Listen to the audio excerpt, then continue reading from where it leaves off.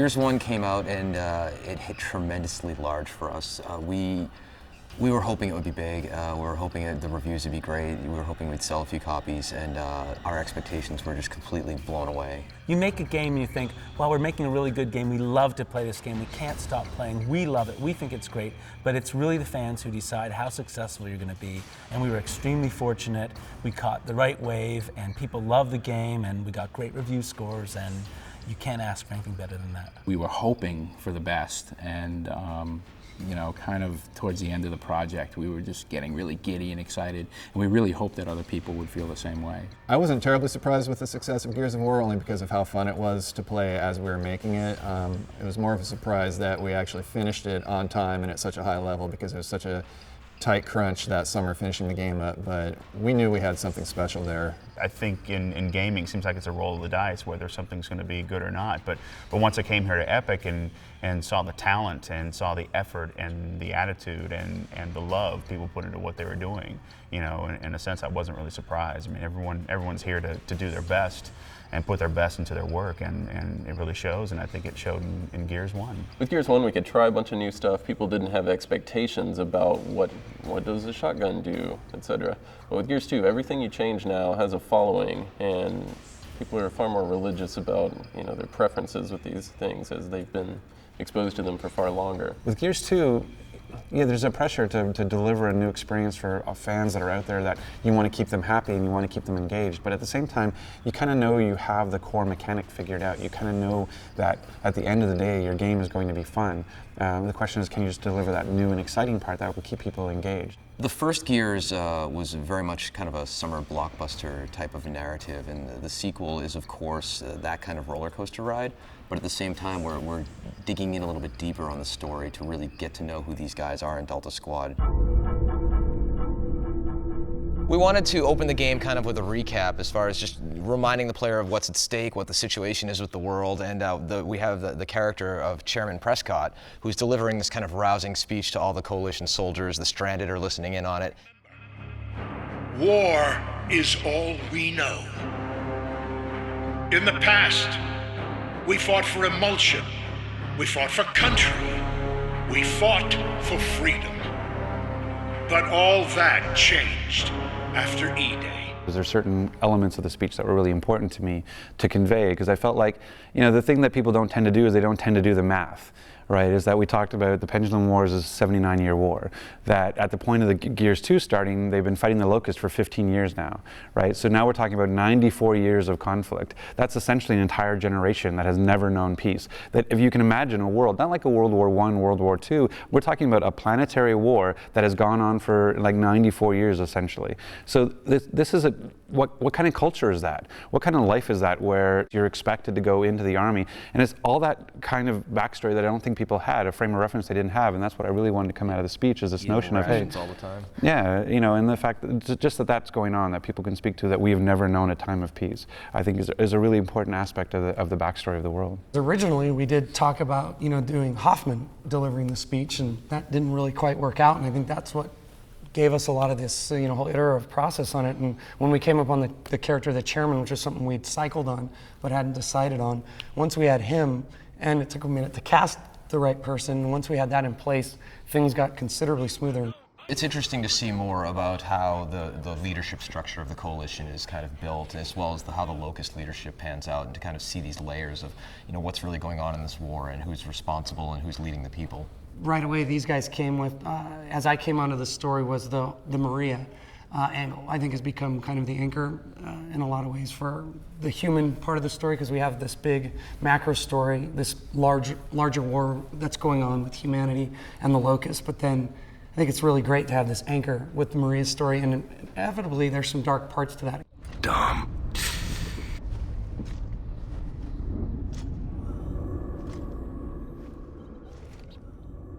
There's nothing darker than a man finding his significant other completely incapacitated and then having to do the only thing he can.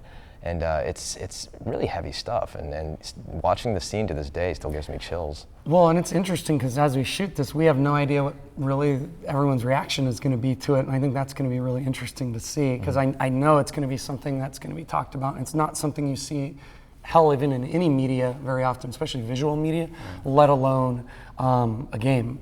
You know, having the sort of the best friend role go through the deeper moment, because it's kind of more interesting for the player to witness it as opposed to, you can't push that on, you know, onto the player to say, okay, this is your experience. You miss your wife, don't you? You do, like, really? What? It's easier to make him be a witness, and at the same time, it is nicer to take a second, you know, pseudo-secondary character like Dom and sort of raise their importance in the story. Is really, I thought was really cool too.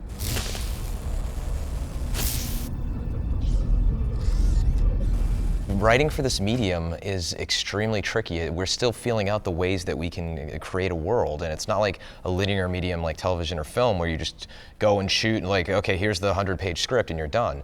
You have to consider, how is this line being delivered? Are the characters walking around in the world? Is it a cutscene? Is it like a piece of dialogue over a loudspeaker? And we have so many different colors in our palette with which to paint the narrative, and there's not a lot of people in the world that can write for this medium. You know, games are an art form, something that we're all proud of, that we've put a lot of time into, that it's that time, I think, to where things that can really, a story in a game can last the test of time. I think, you know, you have a lot of games from a Half-Life 2 to a BioShock most recently that, you know, people talk about it. I mean, when the story affects people. We have about a little over 40 cinematics that we're working on, that we've gone through the entire process of mocapping and preparing and getting together for Gears 2. Once we get a script, we'll look over the script, decide how we can make this work in a scene. And then once we've kind of narrowed it down, they'll usually go and have the voice actors record the audio. Cole, Baird, stay here and guard the Centaur. Dom, you come with me. Marcus is a badass sergeant. We find out that he's been basically a soldier that was put in prison for whatever he did, and he's back out now as a gear again because they need him. What's interesting about building on this character, you know, from the first game to the second game, it's just different because we just see him growing. We see the relationship between himself and Dom and Cole and Baird. Everybody in the crew that, you know, you didn't really get to see before, and it's just it's a little bit more intricate a plot line. You know, there's a lot of different stuff going on, and I think emotionally for the character, it's a lot more. Hang in there, Rook. We'll be there soon. Let's go find Carmine. When you build a character, it's got to come from the ground up. So it's, you know, there's all sorts of things that come together. So yeah, it's the description, it's the picture, it's the, you know, it's the attitude. It's just like, oh, okay, and you just piece it all together and you kind of throw it together. And it's funny because I had the feeling you're going to ask me about was there any other voice that I tried with it, and really there wasn't. There wasn't. It just seemed like this guy needed to be. That was it. Right here, you know, boom, taking care of business. And that's just kind of where I went with it. Dominic Santiago is Marcus Phoenix's best friend and ally, and he's one of the protagonists in Gears of War and Gears of War 2. He has got a lot of experience in the field fighting the Locusts, and he's a kick-ass guy. The voice really came from making it all really real, the idea that, you know, you could die at any moment, that when there's battle, it's really real, and you know, not really going over the top, but making sure that you make it a sincere situation, that you really are in combat, that you really are caring about your friend, that you've got, that if the stakes are high in the scene, that they really are high, that, you know, you can hear that in the voice. Ah! God damn it! He's got so many personal, not demons, but things that are going on in his head that he doesn't necessarily share with Marcus or share with the other characters. And for example, in Gears of War 2, there's the very, very real thing with Maria that he's been searching. One of the main reasons, if not the main reason, why he's been at it and fighting and going through all this is that he's got a missing wife, a loved one. I'll catch up with you in a sec, Marcus. All right? Yeah. Whatever you need. Guys, let's go. It was really different to work with John on Gears of War 2. The material only stands to benefit from having two actors working really hard at having chemistry and that dynamic that's so, you know, visceral. You can feel it. You know that these guys are, you know, exchanging words, either arguing or going into battle together. I think that you can hear it in the sessions. Augustus Cole is he's a soldier in the game who is ex-thrashball player. What we know today is football. And he's just rough and tough, and he's cocky, he's arrogant, he's confident, smart. He's everything rolled into one. He's just a badass soldier, and he's a team player. I just try to just tap into what that person would sound like. So I tried different voices, and then I ended up settling on like just real graspy, deep. He's kind of excited. I'm the Coal Train, baby. Whoa, yeah, baby! This train is running on time! The writing in Gears of War is just incredible. Every character has his own identity, and I think it's great. Cole has his own, he has his own way of, laying it out there, and Marcus, and I think that the writing, supports the acting. It all comes together. That's why we're number one. It would be great if fans, after, playing the game and, exhausting themselves in this game, it would be great if they actually felt like, they accomplished something, that they were really a part of the game, that they're emotionally struck by some of the events and the things that are happening, just like they would be if they were actually in the game. Baird is, oftentimes regarded as the sort of the comedy element, but he really is a voice of reason, and really, like all the other characters, really detests being in this hell, and is very vocal about it. The rhythm, I just imagine him just being very kind of quick-witted and just thinking about, like, what are we going to do? Oh, that's great. Oh, we have to go in. Oh, really? We got to go in. That's just fantastic. Great. All right. What are you going to do? That kind of thing. There we go. One muzzled queen. Not you, her. You were great. I loved your speech there, especially with the bitch-ass stuff. Very good. Very enlightening. Acting in a video game, on one end, it's the basic acting skills that you are required to do on stage or on film. What's different in a video game is you have many outcomes. So instead of a regular script, you're playing 10 different endings, more maybe. And so you have to really know that character very well. How will he be when he's about to die? How is he killing? How is he running away? How is he relaxed? And you have to have all these parts of him very complete. So then the player, who's as integral to it as I am, is going to elicit different responses from me. So what's fun for me is having players, gamers come to me and say, hey, we played Gears of War with you all weekend. You were a real a-hole, or you were a real jerk, and then someone else can come to me and say, wow, you were funny. That was really funny. And I realized it all depended on how they played and how they interacted with me.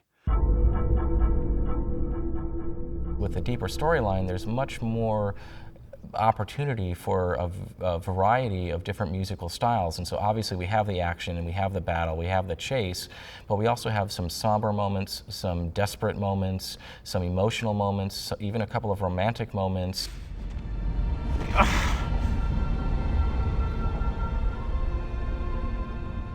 We recorded the score at Skywalker Ranch out in California, and it was done in 2 different sessions. The first session was recording the orchestra, which is essentially a big string section, big brass and woodwind section together. And then the second day was recording all of the live choir. And so the choir and the orchestra never performed together, so that in the end, when we're mixing in the studio, having things recorded individually like this allows us much more control over the final mix.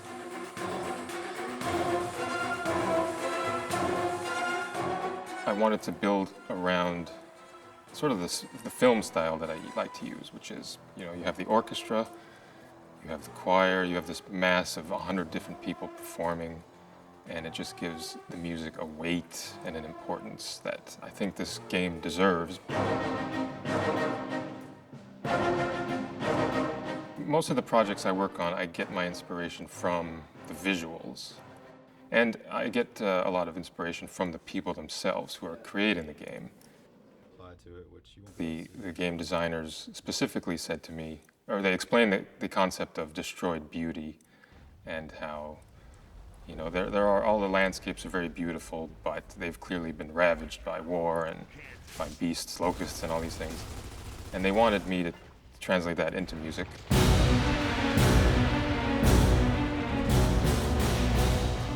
I can take a sound that's normally considered, nice, pleasant sound and destroy it, basically. Run it through all kinds of... Right now we have a lot of cool technology, computers, and all kinds of effects you can play with and really create some unique sounds.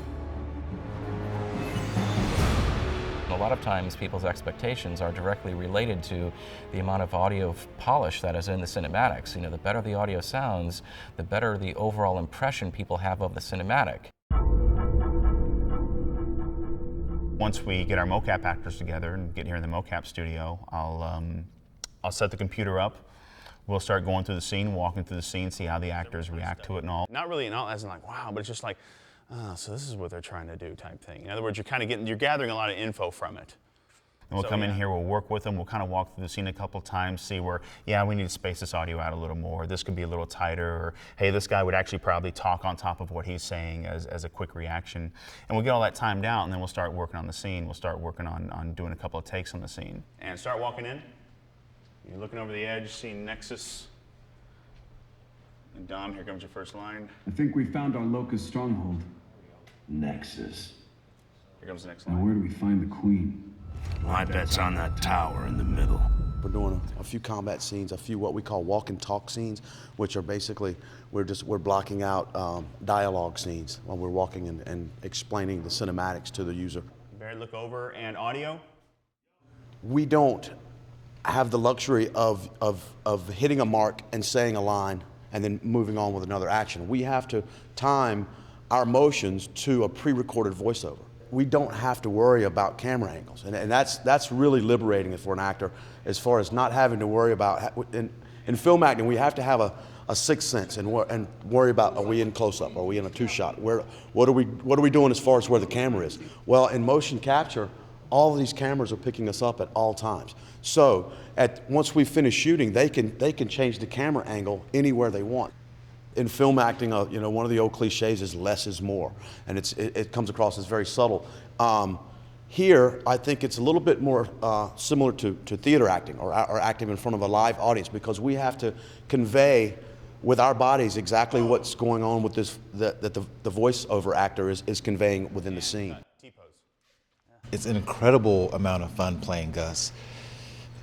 You just, like I said, everything is 110% all the time. There's no lull with Gus, and it's just a lot of energy, a lot of impact. He's just a mean, big, tough guy with the guns and everything, you know. So he's a bigger than life character. You grumpy ass bitches are going down, like way down, dead down, so down you ain't gonna know which way is up. Your ass is gonna be crying to your stink queen, like, oh mommy, don't let the bad men hurt us, but we gonna whoop your mama's ass. So then after we've done the mocap process, all the animation is then targeted to the character skeletons. At that point, I'll take the animation, I'll start putting in the scene. We do what's called our layout phase. And the layout phase is basically where you're blocking the actors in the game world or in that level. And at that point, I can actually then go in, lay my cameras out, and start cutting the scene together based on the pace and the feel of it. The actual filmmaking happens in the layout process when you start seeing everything coming together. Certain designers are much more kind of book-based as far as, having a tremendous process, and I have much more of almost a holistic kind of feel-based approach. Start out with a few solid ideas and then iterate and try and find the bits of fun in the sandbox. And we do this tremendously cool process of prototyping where we have these maps that are POC, proof of concept. And Lee Perry, senior gameplay designer, and all the other team members, we'll sit down and we'll hash out what is the coolest possible stuff we can come up with. And then we use the latest iteration of our technology to do rapid prototyping and harvest the good ideas and throw away the bad. After we have the big idea, we sit down to shell out the level. And shelling out means just getting in there and in the editor and in simple terms, blocking out what the general flow of the level is going to be. One of the things I absolutely love about the game is the flamethrower, because it's a perfect example from a design side of something you've seen in other games before. You've held 20 games in your hands with flamethrowers, and you ran around, you burned people left and right. You had one element to the game that they being a cover system, for example, and you've never blind fired a flamethrower. You've never reached around, slammed up behind something and fired it around the cover. You've never used it in this way. You can look at something and say, oh, flamethrower, whatever, that's not new. But it's about context and giving a player an experience with something that is new. Delta, hit those mortars! The primary thing we were trying to do here is just make Gears 2 feel more like a war rather than an insurgency. Or, in Gears 1, you feel like it's just you and 3 guys kind of on your own mission outside of the COG, outside of this army that you're fighting for. And so now what we're trying to do is reflect the larger story of, this government trying to help its people survive this awful attack by these creatures who have come from underground. And so in the levels, what we're trying to do is make the battle feel bigger. We're trying to have more aircraft flying by and more trucks coming by and more squads that you're going to run into as you're playing who can help you out or show you the way and that kind of thing. Just an overall sense of a bigger, larger scale war. But with Gears 2, we've got this foundation now of our core gameplay. We know what cover can be like. We know generally now how to lay out a level that is fun to fight in. So now with Gears 2, we can spend a lot more time on kind of creating unique variations on that gameplay within each level. Proportionately, the boss fights may be, 15, 20 minutes total of the experience. It's a huge amount of what players will remember about the game. It's a huge amount of adding character and setting and life to the big world. It's about the nuances of, okay, getting in cover here and cover slipping around here takes a third of a second too long.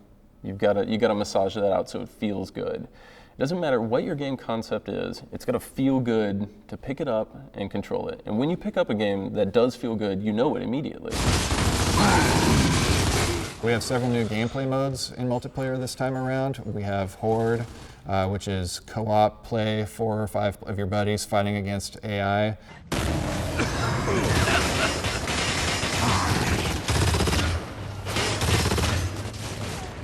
We have a new mode called Wingman, and this is basically 2 versus 2 versus 2, 2, 2. And so it's 10 guys fighting in pairs where just you and your buddy have to survive as long as you can.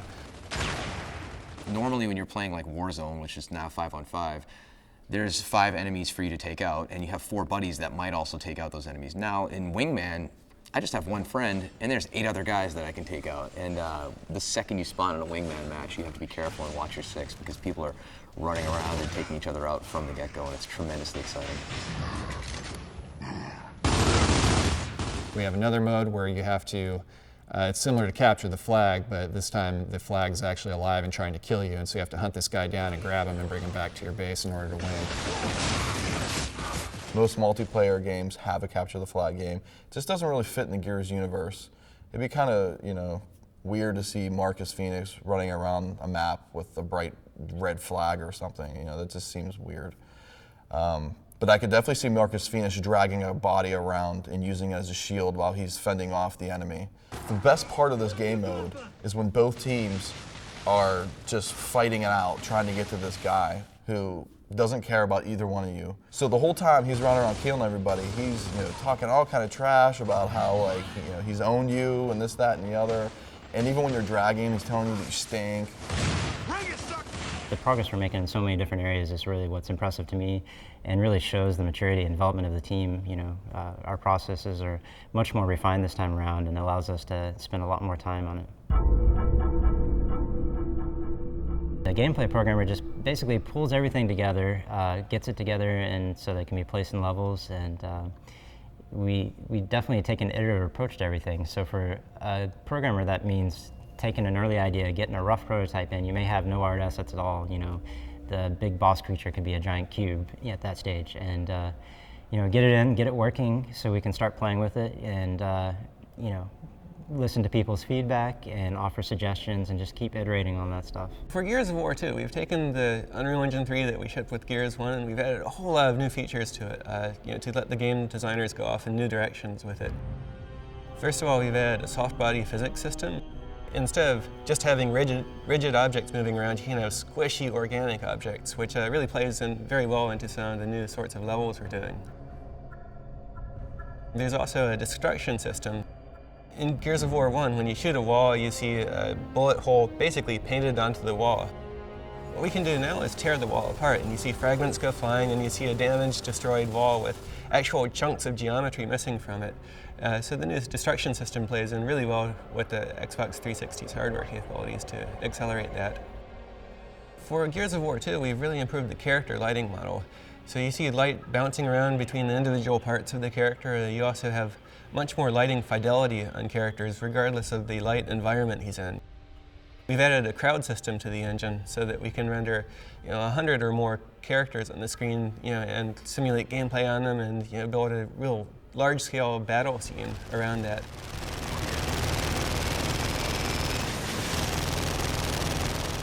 Gears 1 was a highly visual game. It had some awesome graphics.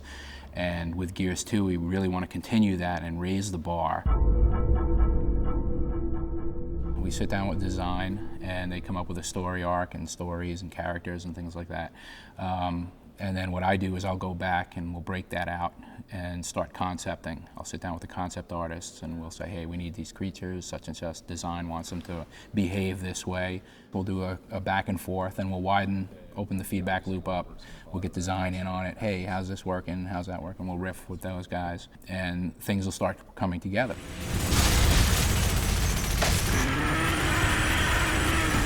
The gore was a pretty big hit with everybody, to where you had this very crazy, visceral experience, and so we wanted to build on that and expand that to the larger boss creatures and just have more of it without going way too over the top and making it completely gratuitous. To me, it's more about the context of what it is. It's not very slow, deliberate, creepy type of game. It's all in the heat of the battle, and you're laughing and you're making fun and you're cracking jokes as you're, punching your buddy in the face as you've knocked him down, or you're chainsawing him in half or something like that. The guys are doing a fantastic job with the environments. The artists, the lighting, the size of the environments now, the fracture system, it's all there, and it's really pretty spectacular.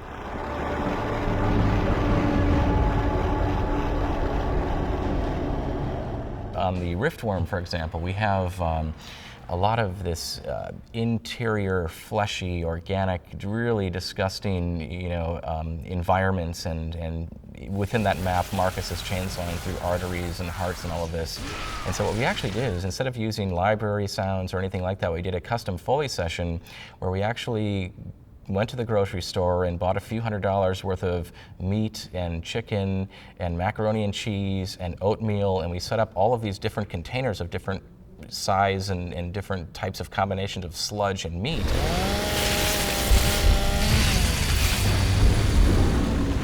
And we actually just got messy in there, combining all of these things, stirring it up, throwing it against the wall, and mixing up macaroni and cheese. And a lot of those sounds were created completely from scratch from grocery store objects.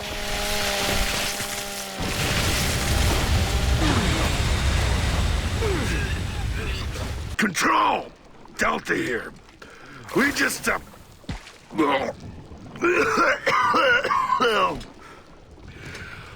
don't know where to even begin, but just get us the hell out of here.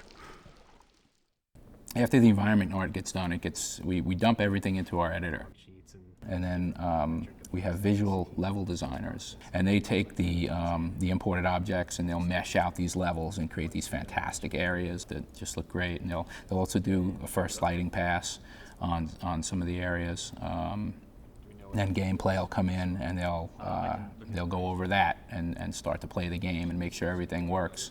So once a level gets flushed out and we've got meshes in there and we've got gameplay in there and lighting and all that stuff, we'll do kind of a final pass, and we'll start tweaking post-process, and then we'll go over it and we'll have a punch list meeting, and we'll say, hey, this is too dark, there's too much contrast, too little color, too much color, yada yada. So we can adjust all that in the final polish phase. When everything's polished and looking great, that's it. Gets locked down. Well, 17 years ago, Tim Sweeney started this company in his parents' basement in Maryland. And About a year later, I joined the company. He was still in the basement. He still had that wicked cat that used to run around scratching everybody. Whereas I'd been programming since I was 10 years old, and that was really the thrilling part of my life, to be able to write code and have a computer do exactly what you want. And by the time I was about 24, I'd gotten really good at it.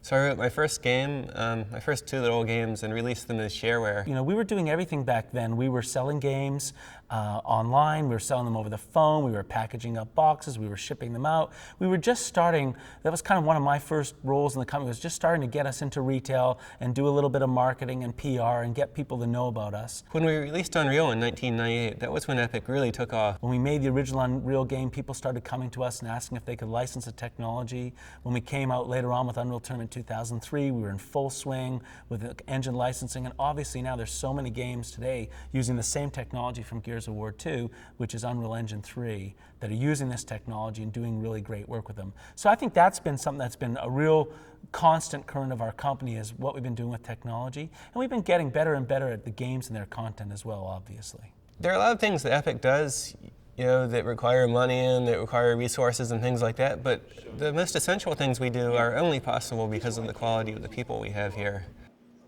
When you look at the scope of a team it takes to make a next-gen game, it's obviously large, whether you take in the core team here and the team at Microsoft that's working on it, or even outsourcing and partners, things like Epic Shanghai, who helped a lot with art, Technicolor, who did a lot of the VO recording and animation cleanup and facial animation, and like I said, there's all of the people at Microsoft, both MGS and usability and playtest and all that stuff. I mean, it becomes a rather large effort to make a AAA game. Shit, that was close. I am so glad to be out of there. Control, Delta here. We lost the Queen. What I want the player to have experienced is the best polished, most fun shooter that he's played. And so I want it to be intense action, I want it to be exploration, I want there to be great story there. I want them to feel like they were an action hero and they had a starring part in this amazing experience. I think that's the golden moments for any design, is when you can just get people excited about very specific events that just happened. They weren't scripted, there was just things that happened in a game.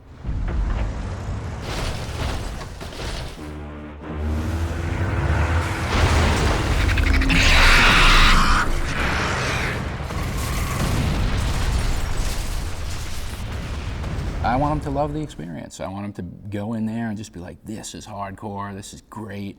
I love this world, I love playing in this world, I love playing with these characters, I love the story, the experience, the art, everything. I just want them to come away really enjoying the experience. I want them to feel connected to the characters. I want them to care about Dom and what he just went through, and to understand what's going on with the squad and realize there's more sort of pain here than just a Marine killing, an enemy. We don't have any info after that.